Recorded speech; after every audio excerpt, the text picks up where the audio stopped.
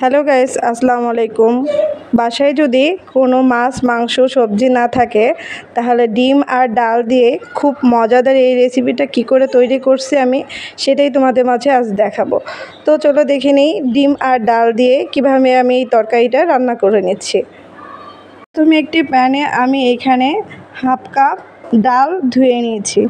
ডালগুলো আমি কয়েকবার পানি পাল্টে খুব ভালো করে ধুয়ে পরিষ্কার করে নিয়েছি। এরপর ডালগুলো দেওয়ার পরে এখানে আমি হাফ কাপ পেঁয়াজ কুচি দিয়ে দিচ্ছি। তারপরে এখানে আমি 1 চামচের মতো রসুন কুচি দিয়ে দিচ্ছি।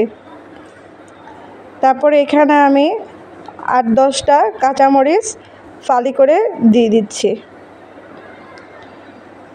তারপরে এখানে আমি হাফ চামচ হলুদের গুঁড়া দিয়ে দিচ্ছি,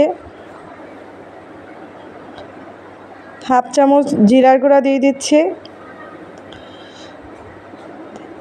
টেস্ট অনুযায়ী লবণ দিয়ে দিচ্ছি। তারপর 2-3 চামচের মতো তেল দিয়ে দিচ্ছি। তারপর এই মশলাগুলোর সাথে ডালগুলো খুব ভালো করে হাত দিয়ে মেখে দিচ্ছি। একটু টাইম নিয়ে খুব ভালো করে সুন্দর করে হাত দিয়ে এই ডালটা মেখে নিব। তারপরে এখানে আমি পরিমাণ মতো পানি দিয়ে দিচ্ছি যাতে সিদ্ধ হয়ে যায় ডালটা। এরপর চুলায় বসিয়ে দিচ্ছি। চুলাটা অন করে ঢাকনা দিয়ে ঢেকে টাইম নিয়ে ডালটা খুব ভালো করে সিদ্ধ করে নিব। এই তো আমি সিদ্ধ করার পরে ফিরে আসলাম, আমার ডালটা খুব সুন্দর সিদ্ধ হয়ে গেছে। এর মাঝে আমি ডাল ঘুটনি দিয়ে ডালটা একটু একবার ঘুটে নিয়েছিলাম। এই তো আমার ডাল সিদ্ধ করা হয়ে গেছে। তোমরা দেখতেই পারতেছো কত সুন্দর ডালটা সিদ্ধ হয়ে গেছে। এভাবে করে খুব সুন্দর করে ডালটা সিদ্ধ করে আমি অন্য একটা বাটিতে ঢেলে রেখে দিব। তারপরে আবার আরেকটি প্যানে আমি এখানে হাফ কাপ তেল দিয়ে দিব।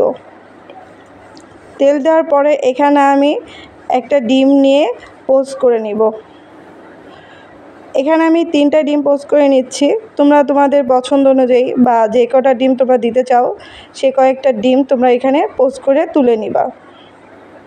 এই তো আমার ডিম পোস্ট করে নেওয়া হয়ে গেছে। এরপর ওই তেলের মাঝেই আমি পেঁয়াজ আর রসুন দিয়ে দিচ্ছি। পেঁয়াজ আর রসুনটা একটু টাইম নিয়ে একটু বাদামি করে লাল করে ভেজে নিব। এই তো আমি একটু বাদামি করে পেঁয়াজ আর রসুনটা ভেজে নিচ্ছি। ভেজে নেওয়া হয়ে গেলে আমরা যেই ডালটা রেখে দিয়েছিলাম ওই ডালটা এই পেঁয়াজ আর রসুনের মধ্যে দিয়ে দিব। এই তো আমি ডালটা দিয়ে দিচ্ছি। তারপরে একটু নেড়ে চেড়ে তারপরে বলক তুলে এর মাঝে আমি ডিম পোস্ট করা ডিমগুলো দিয়ে দিব। এই তো আমি ডিমগুলো দিয়ে দিচ্ছি। এই তো তৈরি হয়ে গেল মজাদার ডিম ডাল তরকারি। বাসায় মাছ মাংস না থাকলে এভাবে তোমরা একবার হলেও ট্রাই করে দেখতে পারো, খুবই মজা হয়েছিল। আজকে এই পর্যন্তই। আল্লাহ হাফেজ।